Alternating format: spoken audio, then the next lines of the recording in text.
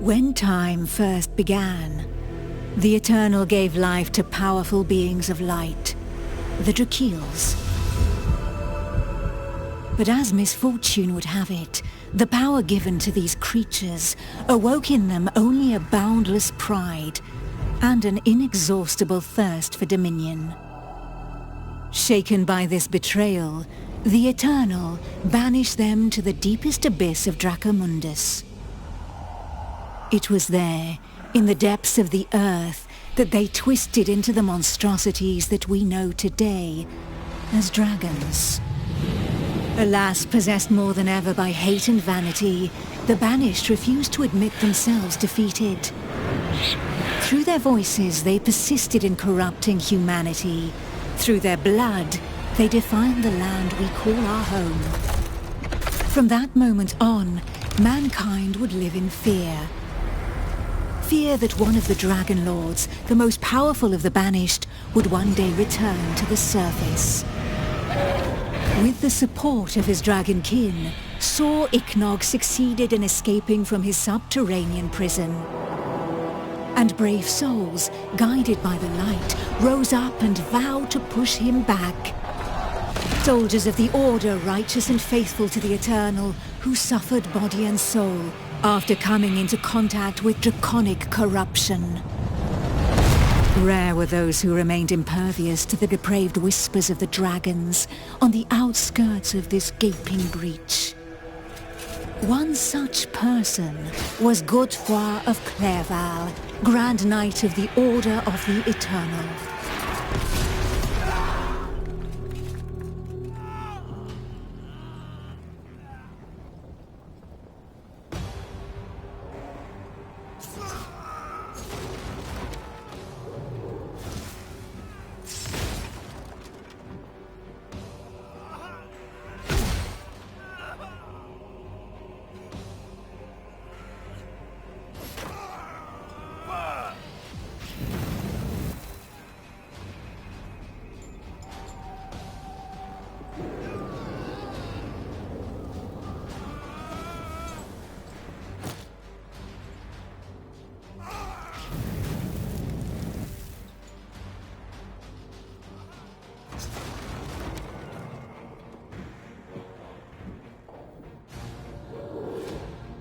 Fire be cleansed!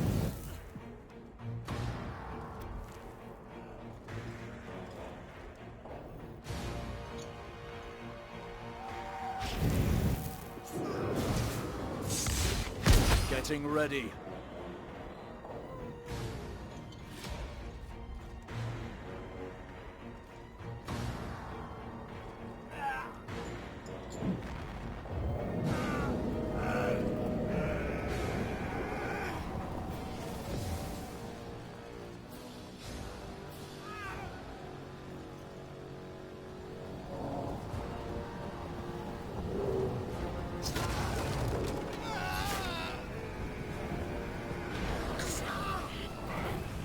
The voice of the Dragon Lord blighted people's spirits and petrified their bodies, instilling terror and madness into those who heard it. Never before had a breach so vast been rent between the two worlds.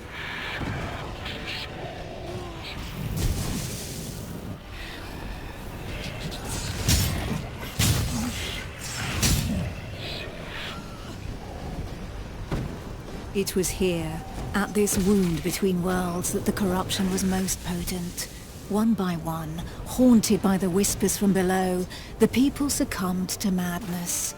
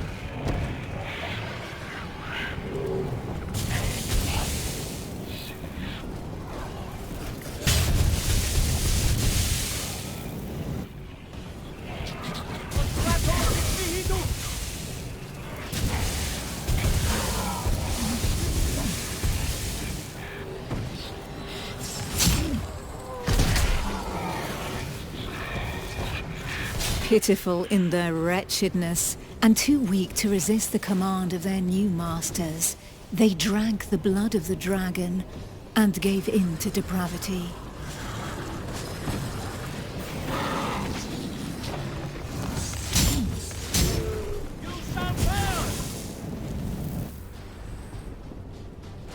Thus enslaved, they were twisted into ghastly monsters, mockeries, Dragonkin.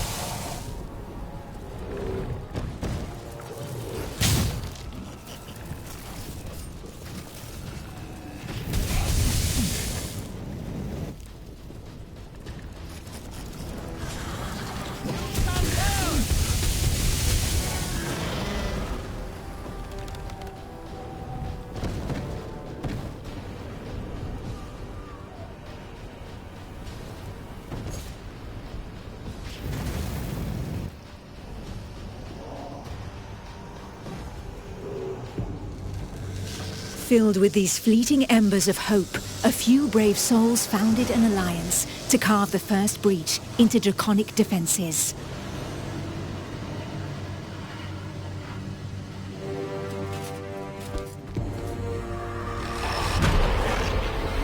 Here, the Dragonkin's power was strong. It fused our world with that of the Banished.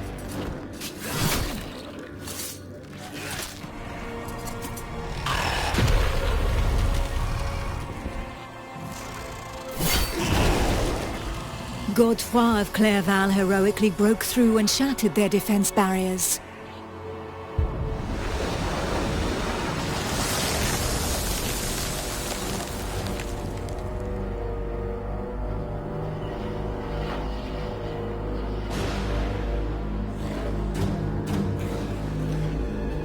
This act of bravery, a feat of the righteous alliance of men, allowed me to lend aid to the Knights of the Order of the Eternal.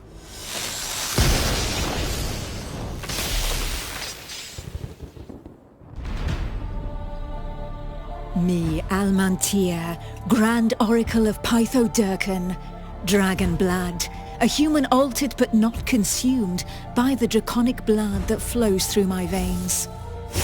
My sisters and I have powers given to us by the dragon, but our souls remain our own.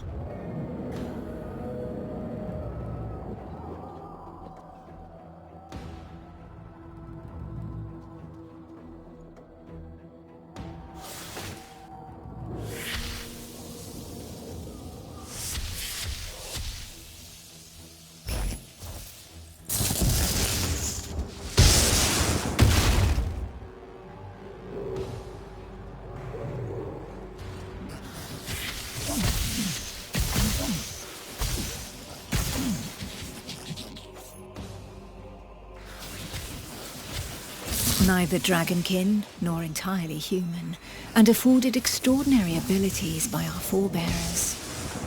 By those who drank the blood of the only banished dragon to have ever repented before the Eternal.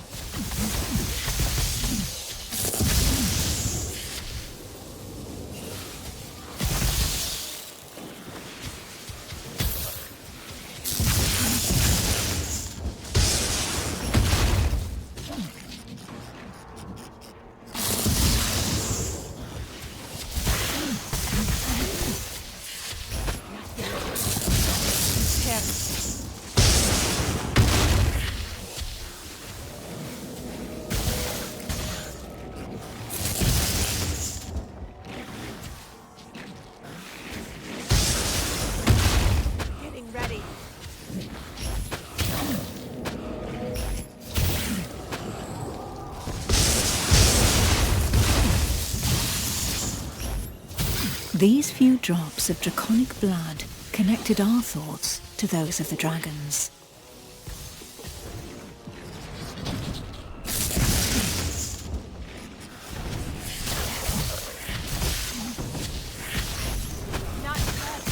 With that understanding came a vulnerability.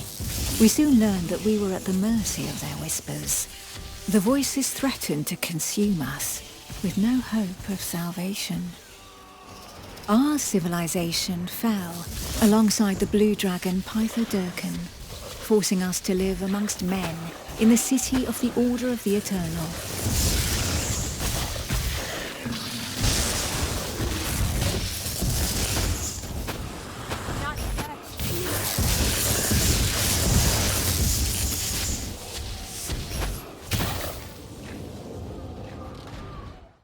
Closer to the breach made by Sir Ichnog, Godefroy, fighting fire with fire, confronted the draconic hordes.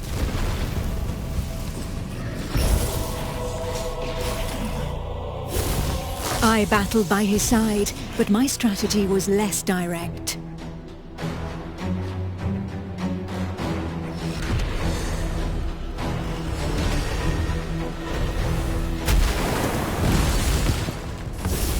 My draconic power allowed me to open up a passageway for the men of Nuragard, all of them prepared to make the ultimate sacrifice to save what remained of humanity.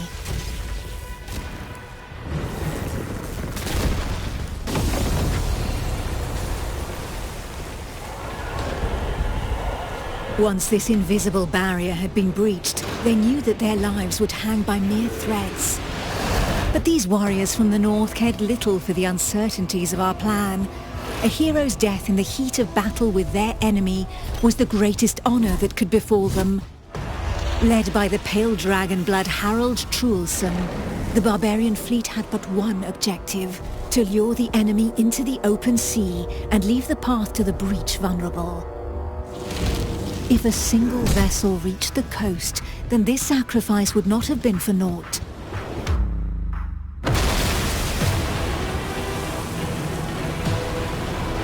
Harald Truelson reached the hostile shore and avenged those fallen from the Toriel clan.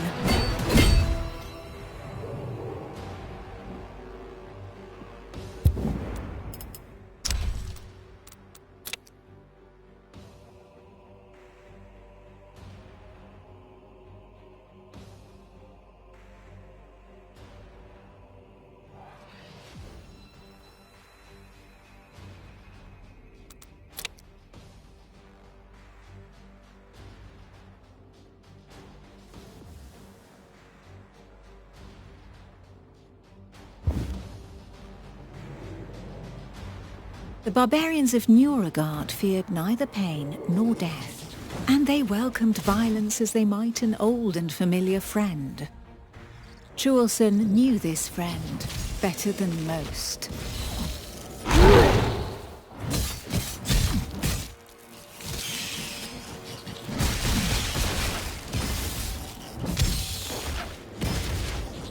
Not yet. A select few, highly trained clansmen, risking their lives in the process, had successfully imbibed the pale dragon's blood without succumbing to the corrupting voices. Among them was Truelson.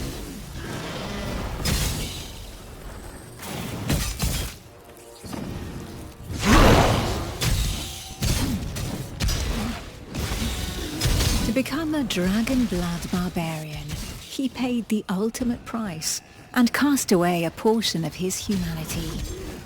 In exchange, he received draconic powers that he put to use for the Toriel clan, the Eternal, and humanity at large.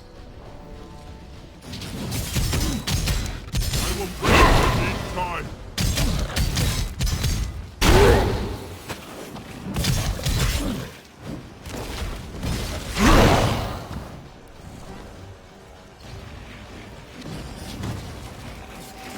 Not yet.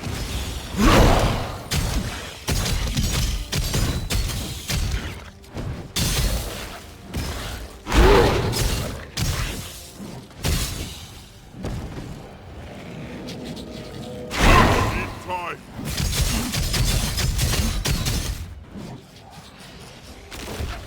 The pale dragon blood had achieved his goal. The Alliance's plan, as unlikely as it was to succeed, could run its course.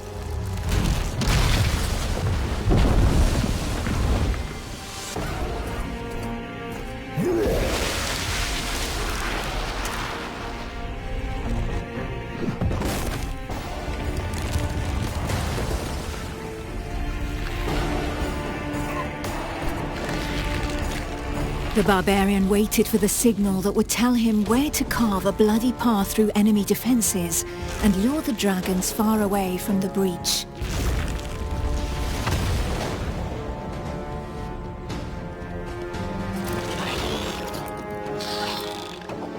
The Kongirati nomads, every bit as proud and as fearless as the warriors from the north, joined the alliance of men to help push back Sor Iknog, the Crimson Dragon.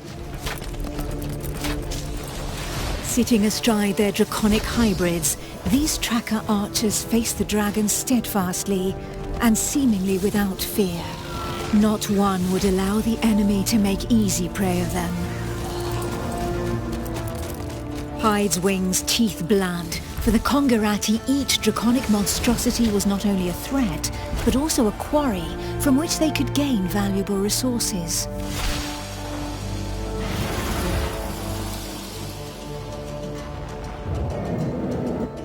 And where others had begged and prayed for divine salvation, these nomads made full use of anything the earth and providence offered them in order to survive.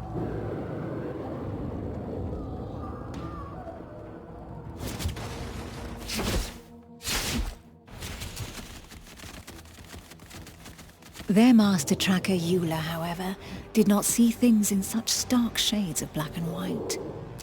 Of all those who made up their number, she was the first to recognize the value of this eternal light.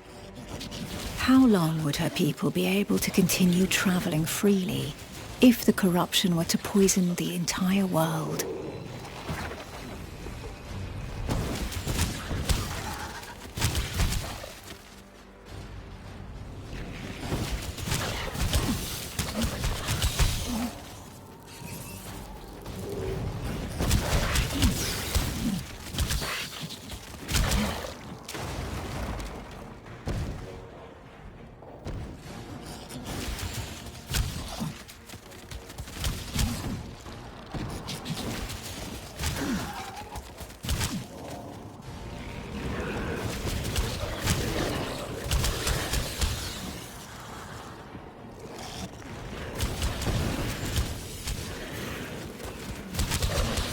To seal this union, the Order of the Eternal entrusted her with one of their most powerful relics, a single, glimmering scale of light.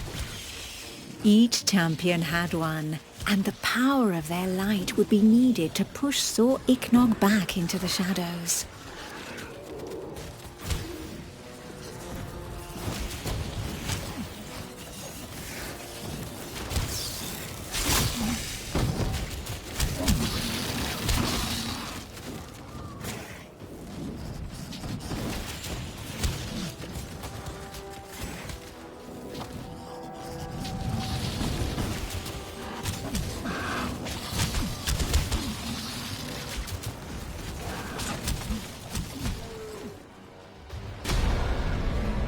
It was up to Eula, armed with her scale of light, to cast the invocation.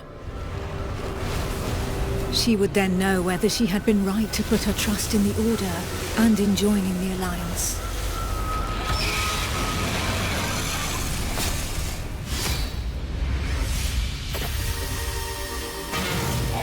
The power of the light was like nothing ever seen before. We heard the Dragon Lord howl into our minds, racked with pain and rage.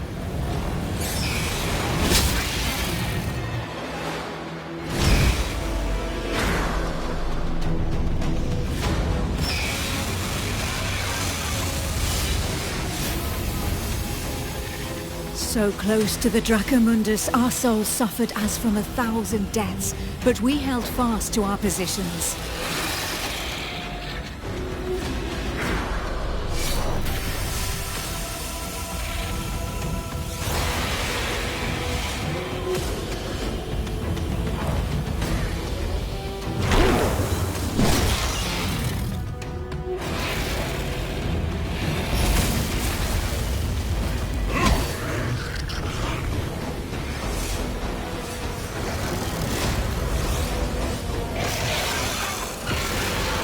Inch by inch, the divine light pushed the corruption back into the breach. And it was thus that the Banished Lord saw Ichnog disappeared once more into the shadows, where he would suffer eternal retribution.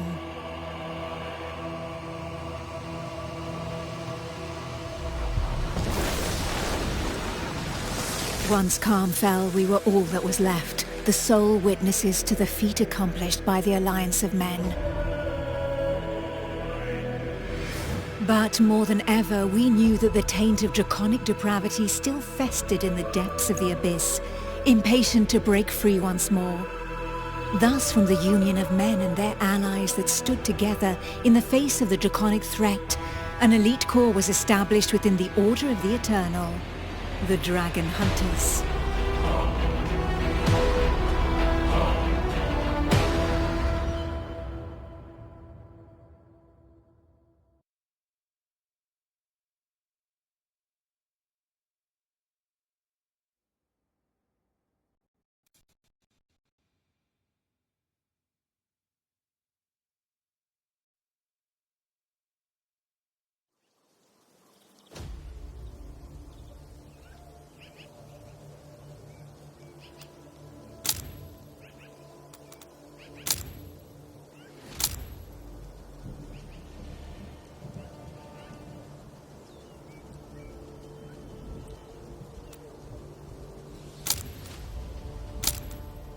Who knows?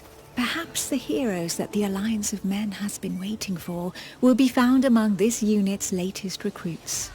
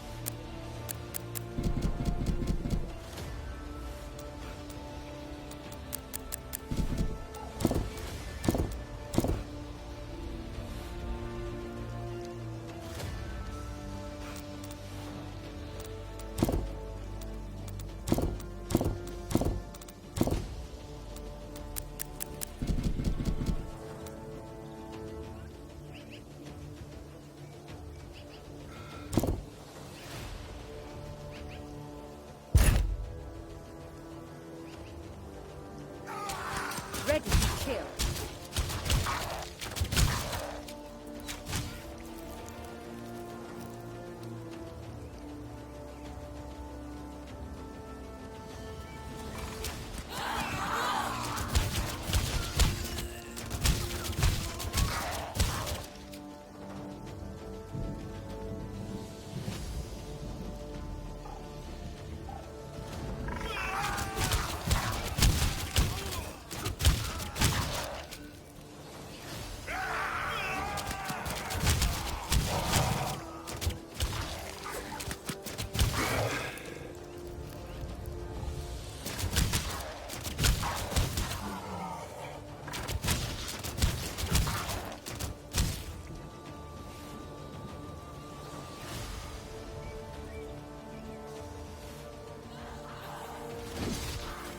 There they are. Nicely done, Song Khan. Take care of yourself, apprentice. There are Dragonkin gathered here. These are the ones that killed Yorn's brother. I know their poison. Let us eliminate them. We cannot let them establish themselves this close to Montesky.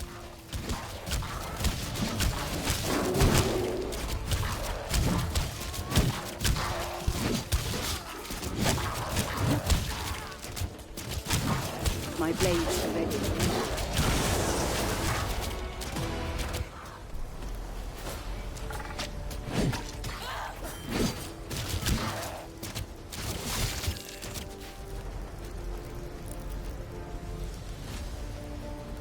Is anyone hurt? Sonkan? Apprentice?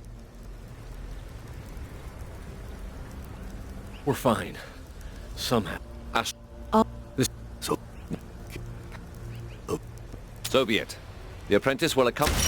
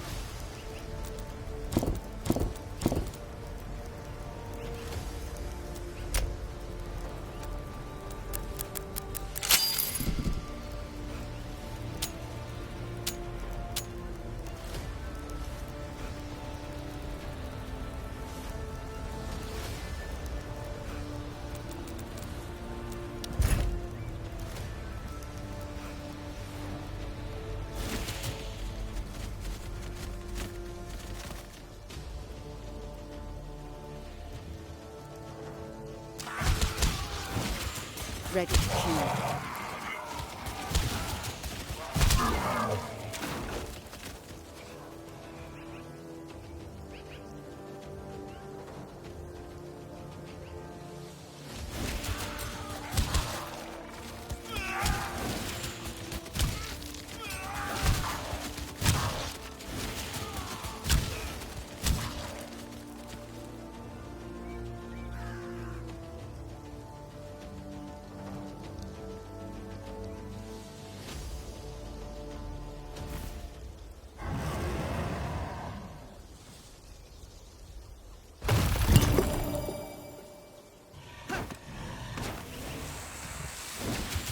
This one is marked.